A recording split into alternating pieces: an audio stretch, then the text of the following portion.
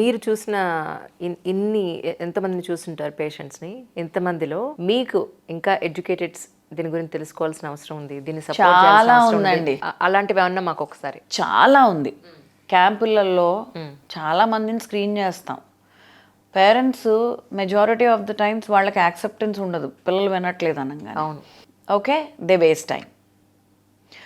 Second point, వాళ్ళకు తెలుసు వాళ్ళ నాయనమ్మలు అమ్మమ్మలు చెప్తారు 5 ఏళ్ళకి మాట్లాడతాడరా అని. అవును. వాళ్ళు అది టైం వేస్ట్ చేస్తారు.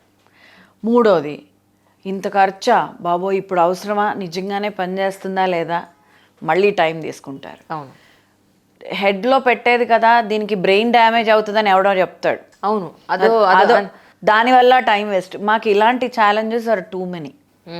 సో వెన్ ఎవర్ ఏదైనా కౌన్సిలింగ్ చేస్తుంటే, అందుకనే మా టీం అందరు చాలా చక్కగా ఓపిక్గా ఏ పేషెంట్ వస్తే మీకు ఇంకా డౌట్స్ ఉన్నాయా, మీకు ఇంకా డౌట్స్ ఉన్నాయా, ఇంకేమన్నా ఉన్నాయా అని గుచ్చి అడుగు. నా ఫిలాసఫీ అయితే మళ్ళీ మళ్ళీ అడగండి, ప్రోబ్ చేసి అడగండి, ఇంకేమన్నా చెప్తా. ఆనెస్ట్గా we have live examples even today. అది బ్రెయిన్లో పెట్టేది కదండి అంటారు. సో బ్రెయిన్లో ఎక్కడ పెడతామండి?